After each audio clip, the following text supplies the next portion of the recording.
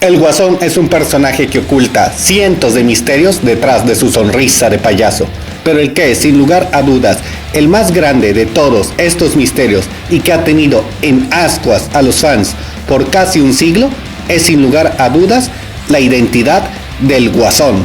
Aparentemente este misterio será resuelto en esta nueva etapa que es el Rebirth. Poco antes del inicio de DC Comics Rebirth, se nos reveló que realmente existe no uno, sino 3 Jokers, aunque no se nos explica cómo es que esto sucede. Si bien hasta que DC Comics publique un cómic que explique todo esto, lo que yo les diga no es nada más que una teoría, pero trataré de justificar todo lo que yo diga basándome en la historia del personaje. Ahora, en resumidas cuentas, se puede decir que el Guasón fue una de las decenas de cientos de personas que ocuparon el nombre de Red Hood. Sin embargo, es imposible determinar quién era el Joker antes de ponerse esa capucha roja que destruyó su vida. El misterio ha tenido muchas vueltas de tuerca, pero la más reciente y la que nos importa llegó durante la guerra de Darkseid. Durante ese evento, la silla de Mobius parece revelarle a Batman cuál es la identidad del Guasón, pero posteriormente Batman informa que la silla únicamente le dijo que ellos son 3. Tras decir eso, vemos una imagen que hace referencias a las historias de las 5 venganzas del Guasón, Killing Joke y Endgame.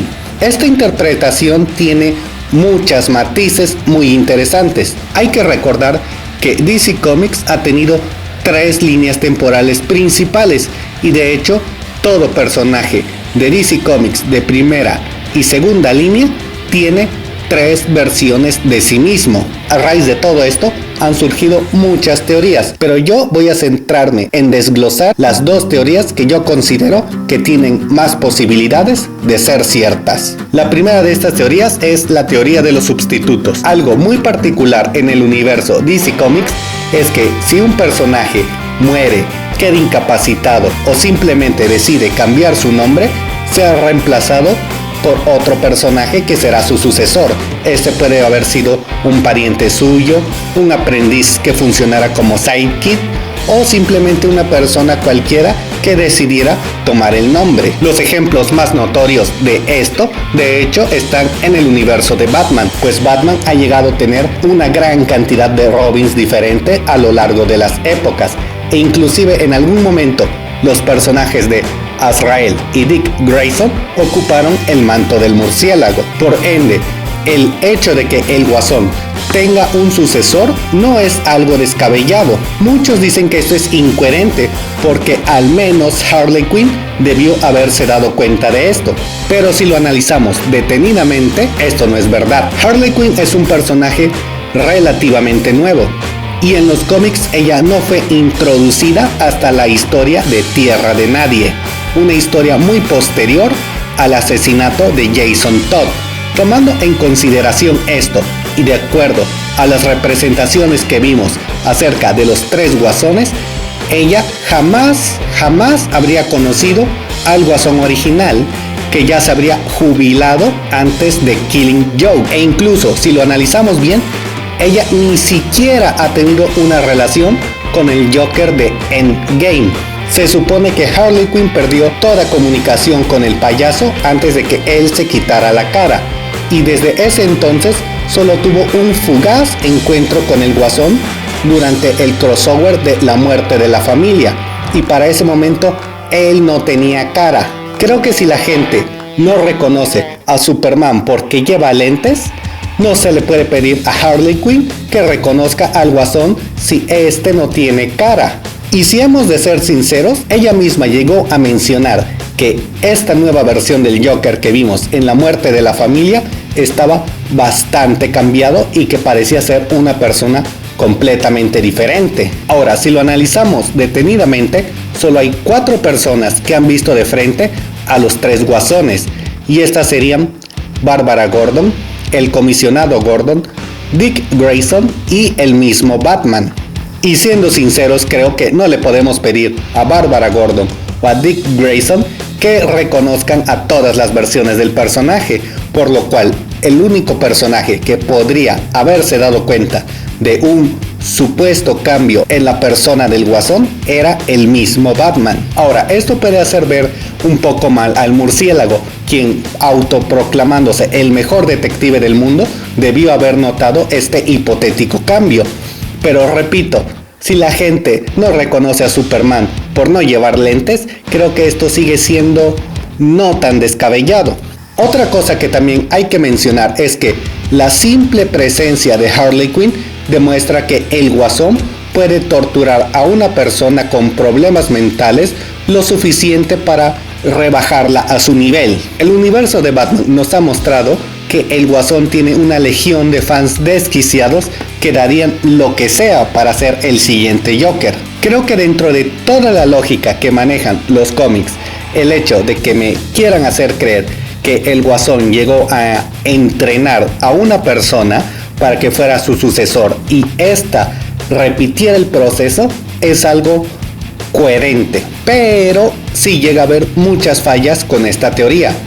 La más grande de ellas, a mi gusto, es que en los cómics recientes como Endgame o La muerte de la familia, el Guasón demuestra estar bastante consciente de sus batallas anteriores contra Batman, incluso recuerda detalles muy particulares. Y también hay algunos otros detalles, como el hecho de que yo no puedo creer que el Guasón llegue a tenerle suficiente estima a otra persona para confiarle que siga con su legado de muerte y destrucción.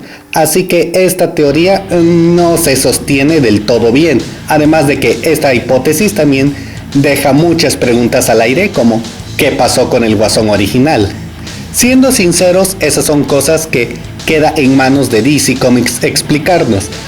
Pero yo no le daría a esta teoría más de un 40% de posibilidades de ser cierta. La teoría que a mi gusto es la más plausible es la del multiverso. Ahora, como ya dije, muchos personajes de DC Comics tienen 3 versiones cronológicas y cientos de versiones alternativas en todo el multiverso. Y si leemos los cómics, podremos ver que todo lo que se viene en Rebirth parece estar asociado a un enfrentamiento contra el universo de los Watchmen.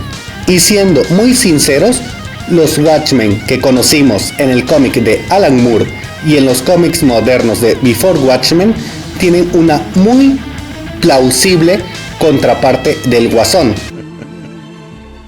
Es un chiste. Solo era un chiste. Padre, perdóname.